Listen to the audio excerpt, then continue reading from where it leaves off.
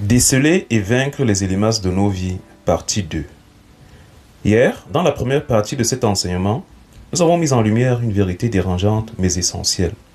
Le danger le plus redoutable pour la foi n'est pas toujours extérieur, visible ou frontal. Il se cache souvent derrière une apparence spirituelle, un langage religieux, voire une position d'influence.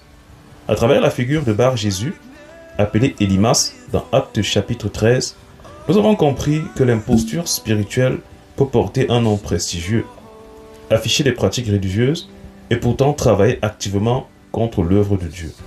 Nous avons vu que tout ce qui parle de Dieu ne parle pas nécessairement pour Dieu et que l'identité religieuse ne garantit jamais l'authenticité spirituelle. Mais une question demeure. Comment agit Élimas concrètement?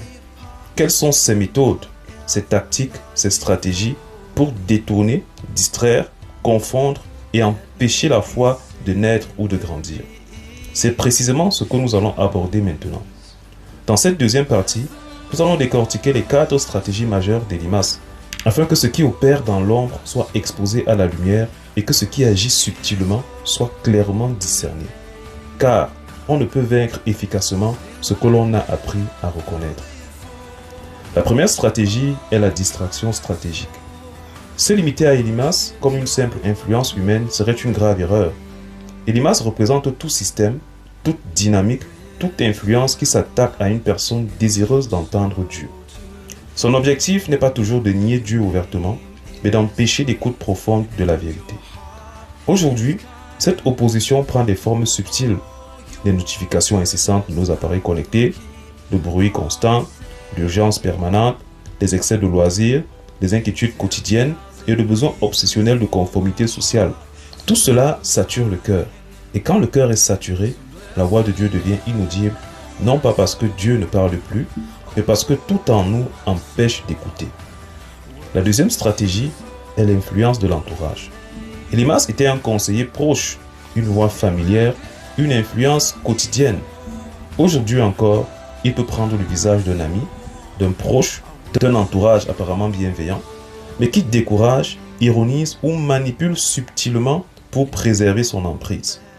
Comme le dit le dicton, le bon flatteur vit aux dépens de celui qui l'écoute.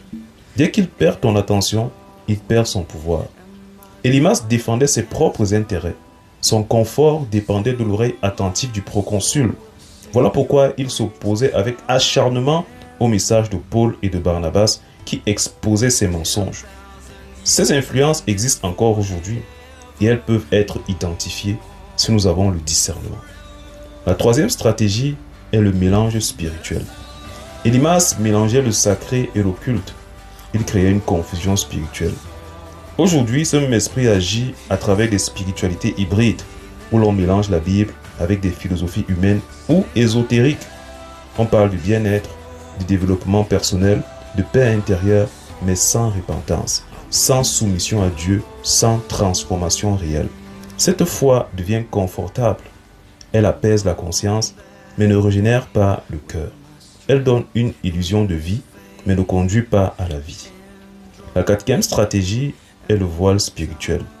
Tant qu'Élimas était présent, le proconsul ne pouvait croire pleinement à la vérité. Élimas agit comme un voile posé sur le regard spirituel. Il sème la confusion, nourrit le doute et cherche à diluer la puissance de la parole de Dieu. Son but est simple, que la parole n'agisse pas, qu'elle ne produise aucun fruit, qu'elle reste stérile dans le cœur. En conclusion, en parcourant ces 4 stratégies d'Élimas, une chose devient évidente. L'ennemi n'agit jamais au hasard. Il observe, il adapte, il cible et il cherche toujours à atteindre un point précis, notre capacité à entendre Dieu clairement.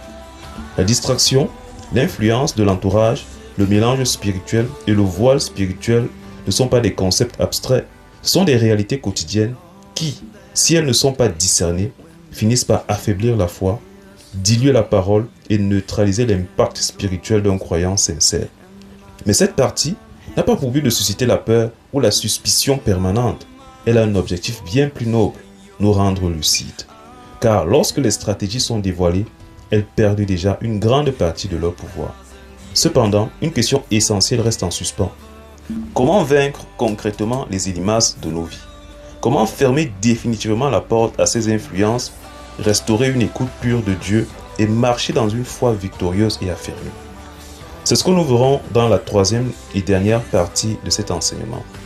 Nous y découvrirons les clés spirituelles, bibliques et pratiques pour neutraliser Élymas, reprendre l'autorité spirituelle et laisser la vérité produire pleinement son fruit dans nos vies.